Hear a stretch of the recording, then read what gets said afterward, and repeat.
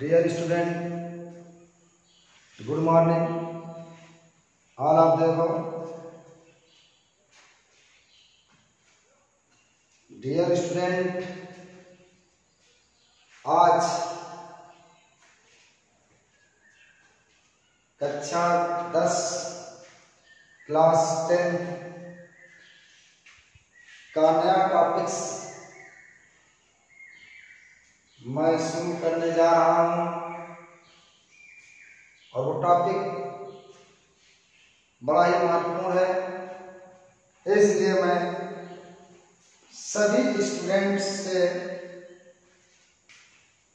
ये कहना चाहता हूं कि ज़्यादा से ज़्यादा इस संख्या में इस वीडियो से जुड़कर आप इसका लाभ उठाएं। डियर स्टूडेंट, विश्व जिस संकट के दौर से गुजर रहा है, यह कह पाना बहुत ही मुश्किल है कि हमारी जिंदगी आजाद कब होगी। ये कह पाना बहुत ही मुश्किल है, क्योंकि जिससे छोटे से वायरस ने पूरे विश्व में तबाही मचाई है, सभी को बेबस कर दिया है। यह एक प्राकृतिक आपदा है और प्राकृतिक आपदा तभी जाती है जब प्रकृति की इच्छा होती है। तो ये कुछ भी पता नहीं कि आगे कब आपसे मुलाकात होगी, कब ये क्लास हरे भरे होंगे, कब चहलकदमियां कॉलेज में रोड पे शुरू होगी, ये कुछ भी किसी को पता नहीं है। ऐसे में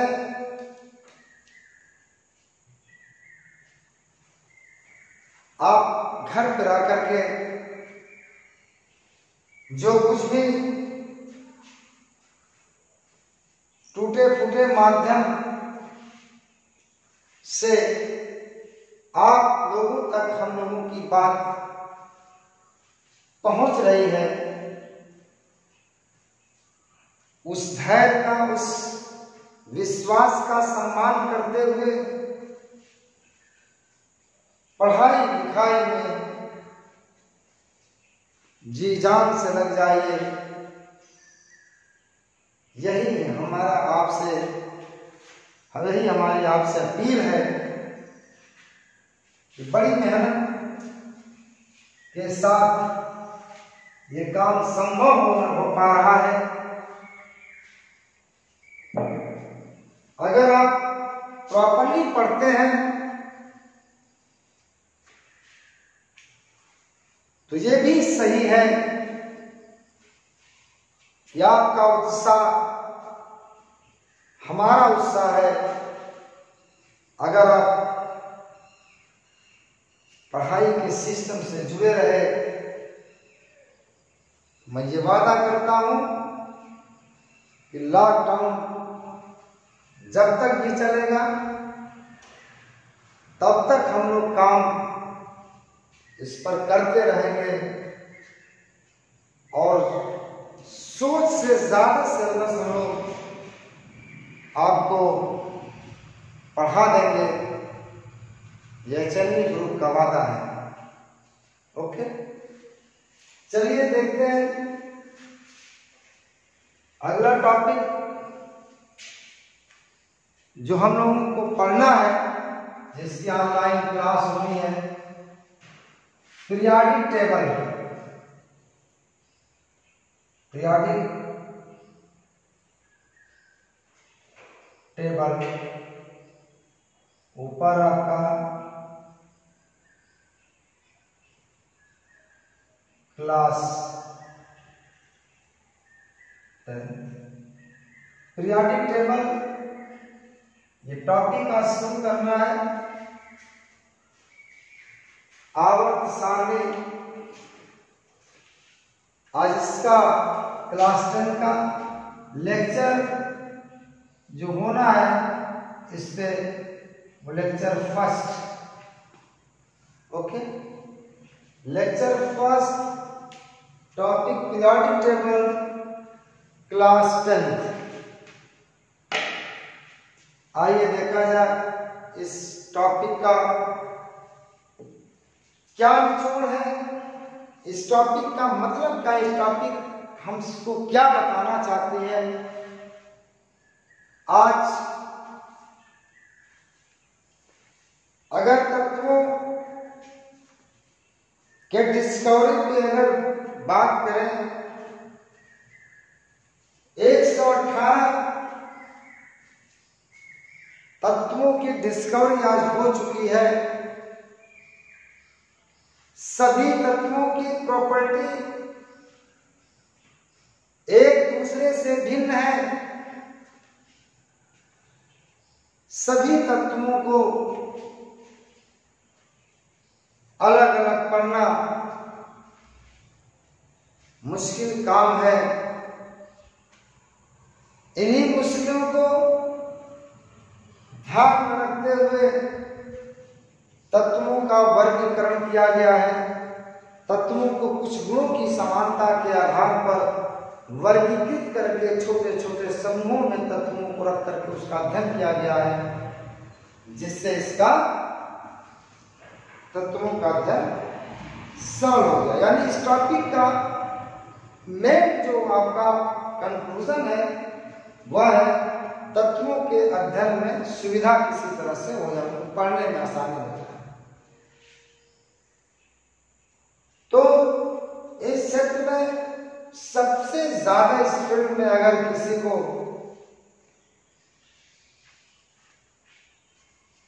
प्रसिद्धि मिली है या किसी ने सबसे ज्यादा जो किसी ने काम किया है, वो मेंडलीव साहब हैं। लेकिन मेंडलीव से पहले भी इस क्षेत्र में कई छोटे छोटे एक्सपेरिमेंट किए गए हैं, छोटे छोटे बात बताई गई है। तो आइए सबसे पहले मेंडलीव साहब से पहले जिन वैज्ञानिकों ने कुछ अपनी बातें बताई हैं इस टॉपिक के संबंध में, इस टॉपिक के रिलेशन में, उसकी बात क्यों नहीं हम कर लेते। सबसे पहले जो परिकल्पना दिया गया था, प्राउट की परिकल्पना, proud hypothesis. Proud hypothesis, proud की परिकल्पना। प्राउट ने कहा था कि सभी तत्वों के जो परमाणु भार है वह हाइड्रोजन के परमाणु भार के पूर्ण गुणक है। इसलिए सभी परमाणुओं की गुण भी हाइड्रोजन के परमाणुओं के गुण जैसे हैं। लेकिन बाद में जब डिस्कवरी करके देखा गया तो सभी तत्वों के परमाणु भार हाइड्रोजन के परमाणु भार के पूर्ण गुणक नहीं पाए गए। ये परिकल्पना वही समाप्त हो गई। लिखिए इसमें, लिखो कि इस परिकल्पना के अनुसार सभी तत्वों की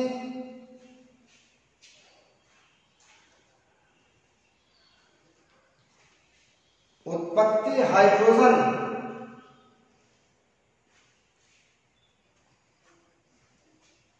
परमाणु से हुई है, क्योंकि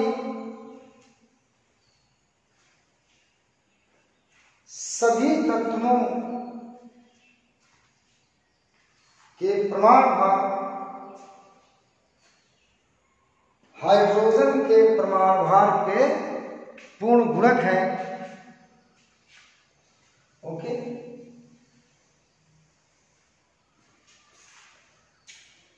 नीचे पढ़ने लीजिए।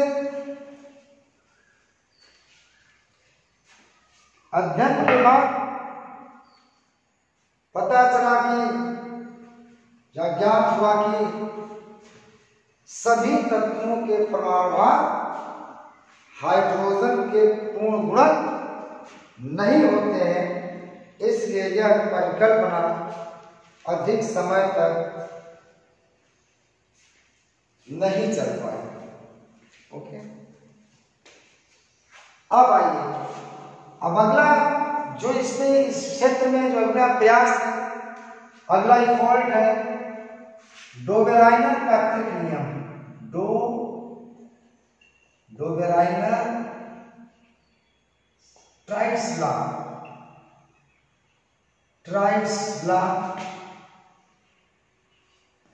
डोबेराइनर ट्राइट्स लॉ, डोबेराइनर पैक्टिक नियम क्या है? इसमें डोबेराइनर साइंटिस्ट का नाम है। इन्होंने क्या नियम दिया था? लिथियम, सोडियम, पोटेशियम, 3 समान गुणों वाले परमाणुओं का लेकर के इन्होंने देखा कि बीच वाले परमाणु का जो प्रमाण भार है पहले और आखिरी तत्व के प्रमाण भार का औसत मान होता है।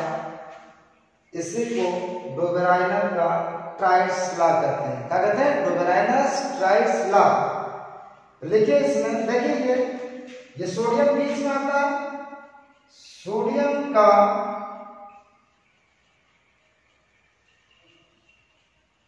औसत मान बराबर लिथियम का प्रमाण भार,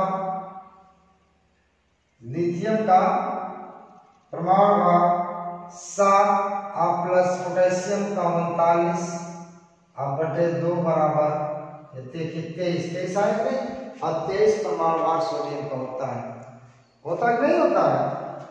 23 भाग सोडियम का प्रमाण भार होता है। यहां पे लिखे कि देखो कि इस नियम के अनुसार,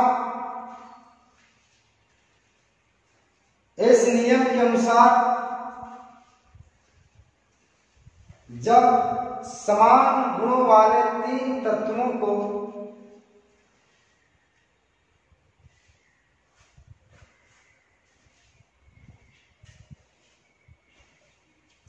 क्षैतिज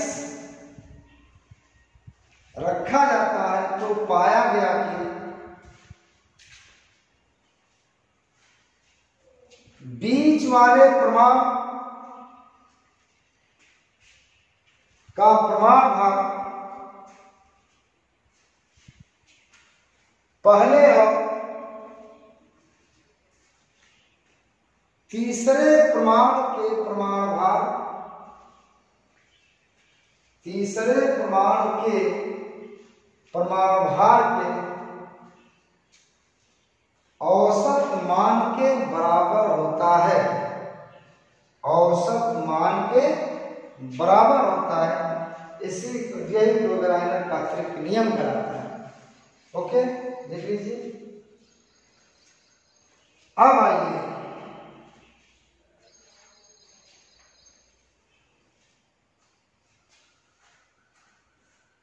एक अगला प्रयास,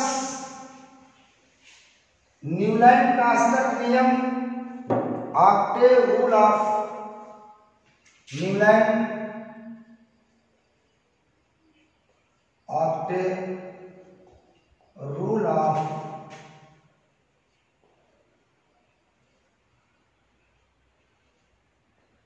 न्यूलैंड। न्यूलैंड, ऑक्टेव और रूल ऑफ न्यूलैंड का अष्टक नियम। आइए देखा जाए, न्यूलैंड ने एक बात बताई,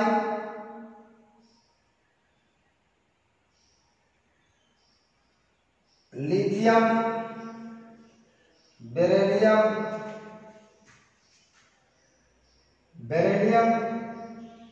boron, carbon, nitrogen, oxygen, fluorine, 1 2 3 4 5 6 7 8, यहां पे सोडियम।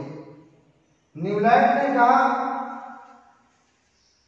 कि जब 8 तत्वों को उनके बढ़ते हुए परमाणु भार के आधार पर रखा जाता है तो 8वें तत्व का जो गुण है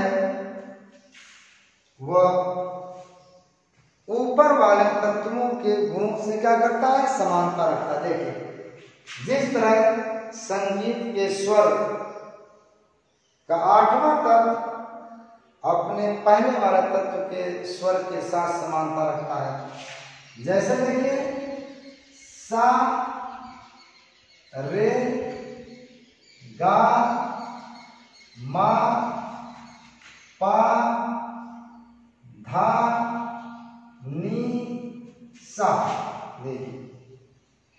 देखिए सा ये नीचे 8वां ये है, तो अपने से पहले वाले तत्वों के स्वर की पुनरावृत्ति करता है। उसी तरह से सोडियम लिथियम के गुणों के साथ समानता रखता है। ठीक है ना? तो लिखिए इसमें, लिखिए कि इस नियम के अनुसार स्वर की संगीत के भाग, इस नियम के अनुसार स्वर की संगीत के भाग जब 8 तत्वों को उनके परमाणु भार के आधार पर व्यवस्थित किया जाता है तो 8वां तत्व अपने से ऊपर वाले तत्वों के गुणों की पुनरावृत्ति करता है। ओके, देख लीजिए।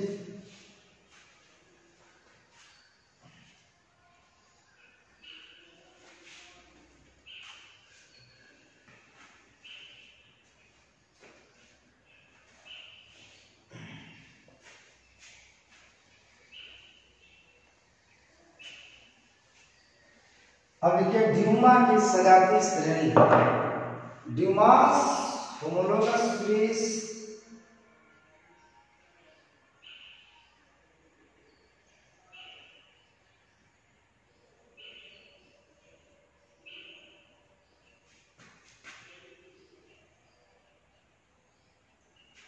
Dumas homologous series, nitrogen,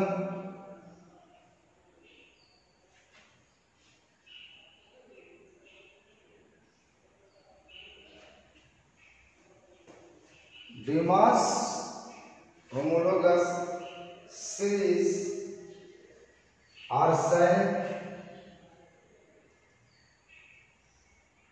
antimony, bismuth, ये जैसे तत्व हैं, इनका प्रमाण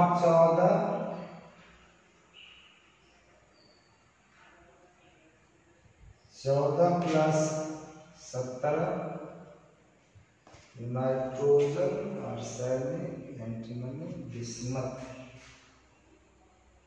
14 प्लस 17 हुए 2, 14 प्लस 17 हुए 3। ये देखिए समान गुणों वाले तत्वों में देखा जाता है कि उनके परमाणु भार में कुछ समानता पाई जाती है। जैसे देखिए सब में 14 आधार, नाइट्रोजन, आर्सेनिक, एंटीमनी, बिस्मथ, हाँ। तो ये क्या है, ड्यूमा की, इसी को ड्यूमा ने सजातीय श्रेणी के सदस्य कहा। तो कहा समान गुणों वाले तत्वों को व्यवस्थित करके पाया गया कि उनके परमाणु भार में समानता पाई जाती है। इसे ड्यूमा की सजातीय श्रेणी कहते हैं। देखिए इसमें देखिए कि इस नियम के अनुसार समान गुणों वाले तत्वों को व्यवस्थित करके पाया गया कि उनके परमाणु भार में समानता पाई जाती है। इसे ड्यूमा की सजातीय श्रेणी कहते हैं। इसे ड्यूमा की सजातीय श्रेणी कहते हैं।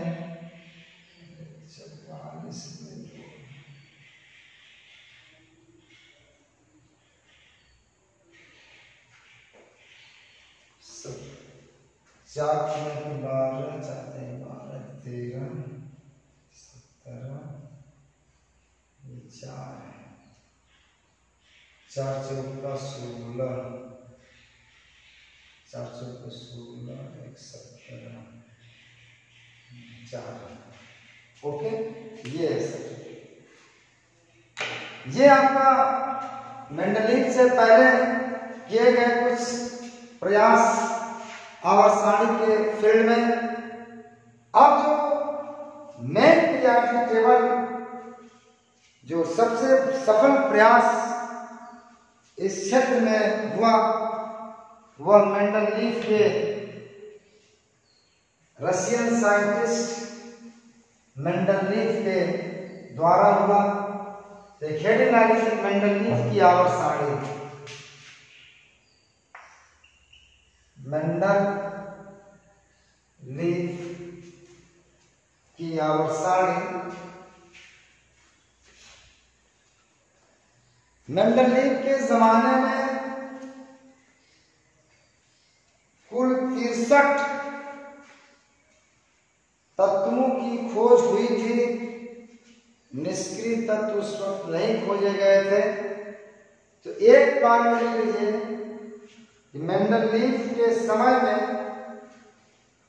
कुल 63 तत्वों की खोज हुई थी।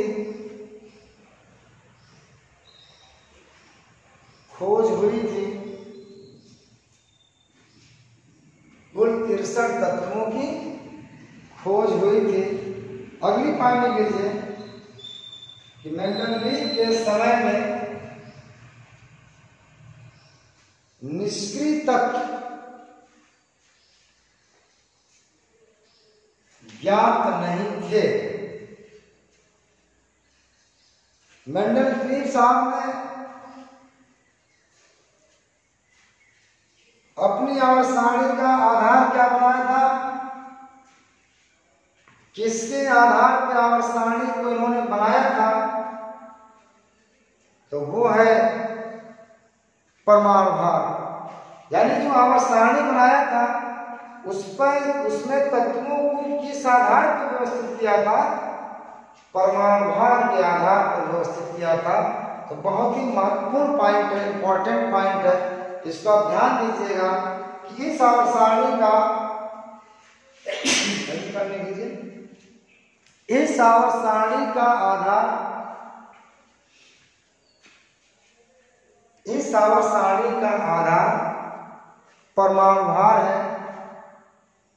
इस आवर्त सारणी का आधार परमाणु भार है। ओके, अब नेक्स्ट पॉइंट में आ जाइए। एक हेडिंग डाल लीजिए, मेंडल का आवर्त नियम, periodic law of Mendeleev periodic law of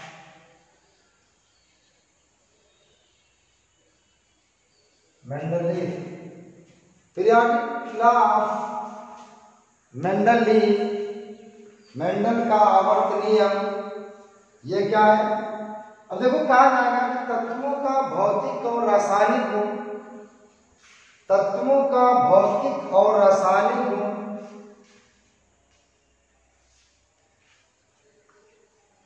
उसके प्रमाण भार में आवर्ती फलन होता है।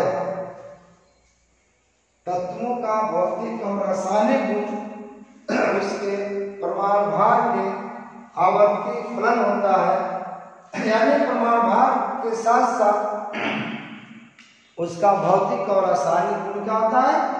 परिवर्तित होता है। इसका मतलब ये होगा। अब हेडिंग डाली इसमें आवर्तता क्या होती है? पीरियोडिसिटी, आवर्तता, पीरियोडिसिटी, पीरियोडिसिटी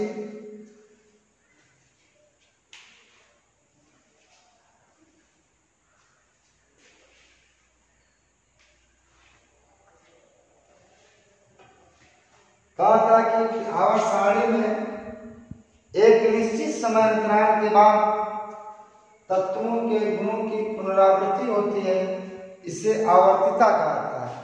लिखिए इसमें, लिखो कि आवर्त सारणी में एक निश्चित समय अंतराल के बाद तत्वों के गुणों की पुनरावृत्ति होती है। आवर्त सारणी में एक निश्चित समय अंतराल के बाद तत्वों के गुणों की पुनरावृत्ति होती है, इसे मेंडल का आवर्त नियम कहते हैं। ओके, अब हेडिंग डालने से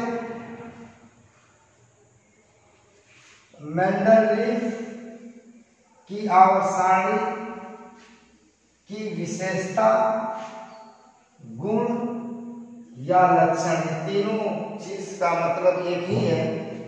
मेंडलीफ आवर्त सारणी की विशेषता या गुण या लक्षण। ओके, तो आज की वीडियो में बस इतना ही, और अब एक मैसेज के साथ अपना ध्यान रखें, सुरक्षित रहें। ओके, ठीक है, धन्यवाद।